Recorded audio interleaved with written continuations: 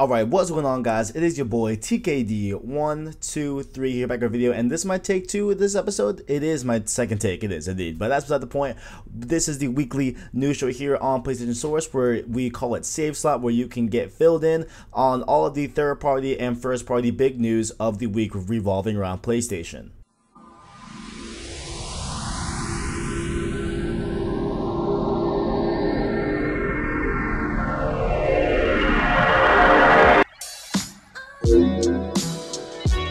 Now, starting off here, this came up on the Amazon UK exclusive website, whatever. Well, not exclusive website, but their Amazon UK store. They came out with a Days Gone exclusive looking steel bookcase, and so this looks pretty hot. Okay, now personally, I don't like red, but you know, looking at this like red and black, it looks very much like a Red Dead Redemption-esque type of artwork to it, and I actually like it a lot. It looks super clean. It's got this nice artwork of, you know, our homie Saint Deacon over here chilling. I mean, Deacon Saint John, whatever his name is, and then we have the zombies over here in the back on the back cover with this nice little black and white label. It looks really clean, it looks really nice, and it is exclusive to Amazon UK retailers. So if you go there, I'm pretty sure you can get it shipped to the US. I'm pretty sure, I'm not sure if you can or not, but if you were looking for that, definitely check out the Amazon UK website and get a hold of this steel bookcase for Days Gone, upcoming in April. I think it looks really clean. I think it's worth it. Definitely check it out. Link in the description below. Link in the description below. I hit my mic the first time I said that. Now, next up here, we have a big theme going on around this whole week about a lot of different Sony first party devs kind of working towards new projects and working towards next gen, it looks like. But to start off here with this whole thing, the first one that came out was Insomniac Games, where we had the creative director Brian Intar. He tweeted out, "Few things are more nerve-wracking than sharing your first story draft to others." And so he had this gif of I believe Jordan Peele or Key, I don't know which one it was, Jordan Peele, whatever this gif is, whatever. But you know, it is really cool to see this now. It's really cool to see that they are already having drafts working on the next sequel to Spider-Man, because of course Spider-Man PS4 was a hit. A lot of people enjoyed it, sold very well, did very well critically as well. So pretty cool to see that we are getting a new Spider-Man in the works as of right now. Pretty cool to see that there. And to join in the mix as well, we had Sony Santa Monica as well join the fray here with announcing that they are opening a lot more positions at Sony Santa Monica Studios, and that they announced on this tweet here that we are expanding this family now. All openings are now available. They have a link right here, and they have some highlight ones as well that they wanted to highlight, specifically a combat designer, a narrative animator, lead engine and pipeline programmer, and a tech art lead as well. So pretty cool to see that they are again ramping up production to get this next God of War started. I cannot personally wait for the next God of War. I need it right now. I need it so bad. I need it on par with Last of Us Part 2. Really cool to see that we are getting their God of War in the works. Now, this next one here is from Quantic Dream, and this one has a lot more to it than just them working on new things for next gen.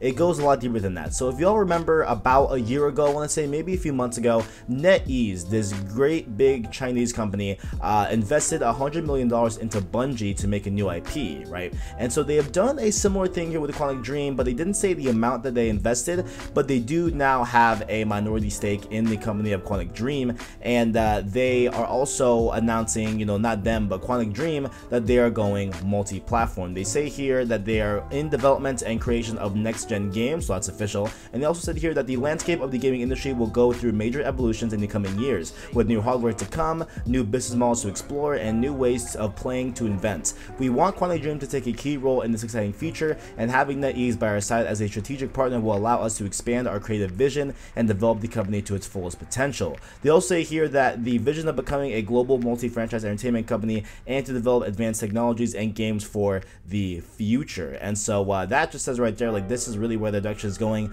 They are going multi-platform, and they even doubled down and confirmed it with an interview from Variety, where they said, quote, "Our objective is to be present on all platforms where there is an audience that can enjoy our experiences. We will of course continue developing on PlayStation, a platform that we know very well after having worked with Sony for over 12 years, but we will also be present on all other relevant platforms." So there it is right there. Quantic Dream is taking their games, taking their great Heavy Rain-esque games, their Beyond Two Souls, and the one that I critically like the most, definitely Detroit Become Human. That was a great experience in itself, great narrative and everything, great choices you had to make, just super cool concept and game overall that I think is underrated. I think it's slept on. Everyone go play Detroit Become Human. It's a great game. But it looks like they are taking this style of games, this Telltale-esque narrative-driven type of games and taking it to all the platforms, not just PlayStation. So I say kudos to them. And that I've heard different things, that they had a 3-game contract with PlayStation, and the reason why they're doing this right now is because that contract is up, of course, with having them release Heavy Rain on the PlayStation, Beyond Two Souls on PlayStation, and then of course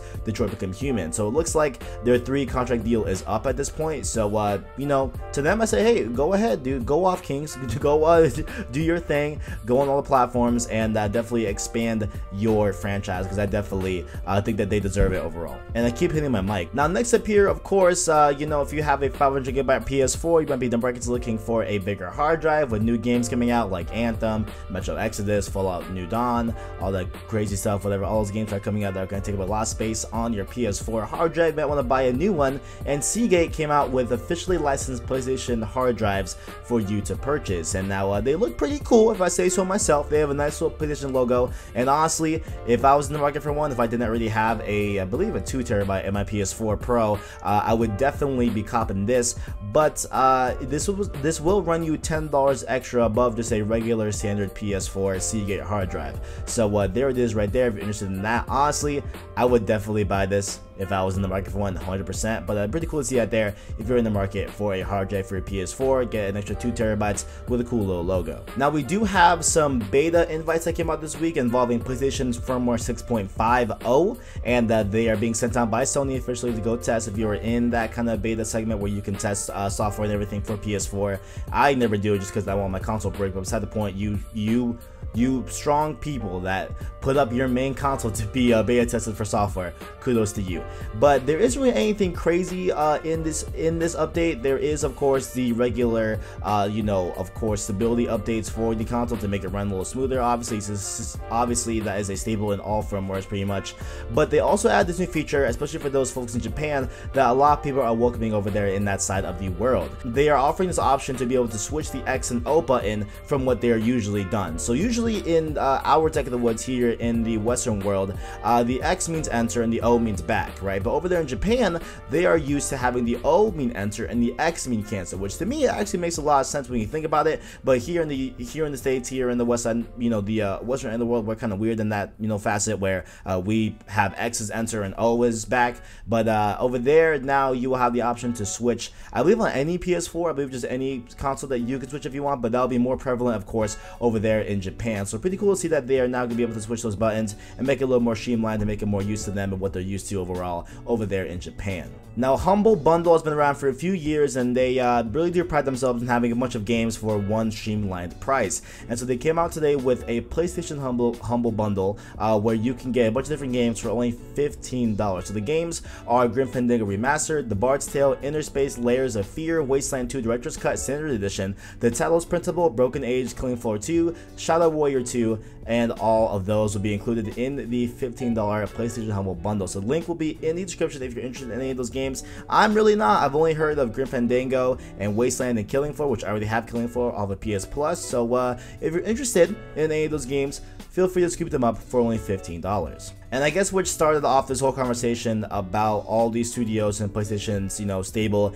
moving into PS5 development has came from Z Huge EX from Reset Era, and he had a few comments here to say, but mainly his, you know, main kind of thesis here is that, quote, in general, most of the focus of Sony's first party is on PS5 right now. And so obviously there's been a major shift, it looks like, in early 2019 for all of these studios to start working on PS5, start getting it going. And also he had one more thing here that I think was very interesting. He said that there are also a couple of unannounced games that have PS4 in mind that are existing IP, and so that there is pretty interesting to hear there. And I think obviously, you know, I don't think that we're not gonna have any games in between PS4 and PS5. Obviously, we will, you know, that have to come out at the end of PS4's life cycle, of course.